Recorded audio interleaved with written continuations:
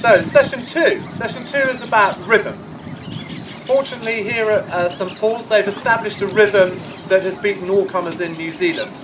And that rhythm is really clear to see once we know what we're looking for. Rhythm is a really important part of creating really good boat speed. Now, how do we create rhythm? It's a big feel thing, so we're going to need to discuss with our athletes whether they have rhythm and whether it's a sustainable rhythm. A big part of rhythm for me when we're coaching it is to make sure that we're connected with our legs for the first part of the drive phase, and then the backs open up hard together. You can look for footage around the world of great rhythm.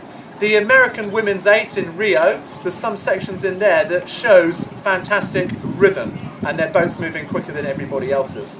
So if our heads are equidistant to the head in front of us, and we're picking up the boat at the same time with our legs, and then our backs open up hard together, then we're going to create maximum acceleration at that point. We're going to create a peak in the power curve, but we're going to do that together in a rhythmical movement. So those backs opening up together and opening up nice and hard, that's a movement that creates a lot of power, opening up this body angle movement. If we can create that together, then we're going to start to feel some sort of rhythm. Add that to session one of moving with the boat, and we start to produce nice timing, nice rhythm, nice acceleration. Let's see if we can go and demonstrate that, but we can also look it up from around the world in a crew boat setting, this really good rhythm. Lane number 3, Dorsetson School for Girls. Oh my God! 1.25 length to St Paul's Collegiate. What an amazing race from these girls. Kate Littlejohn in the stroke seat. Leading these girls out, St Paul's Collegiate, Victoria Chanwai, winding her girls up, pushing them through that third 500, keeping them nice and long. Are they going to cause a major upset here at Lake Karapiro?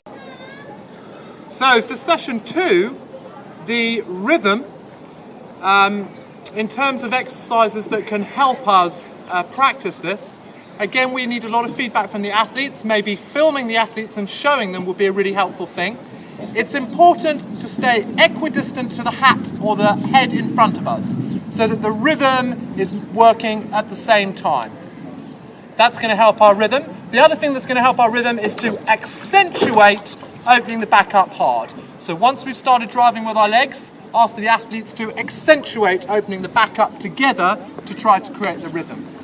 The other thing that might help us there is to have our feet out, because if our feet are out, we'll have to stay connected to the foot plate as we open the backs up hard, rather than throw ourselves off the foot plate. So all the athletes' feet out, all of them accentuating their backs opening up together to start to try to feel the rhythm. But we're going to need to discuss that with the athletes about whether they do and about whether they have perceived any change in what they've done and if they felt that has made the boat move quicker.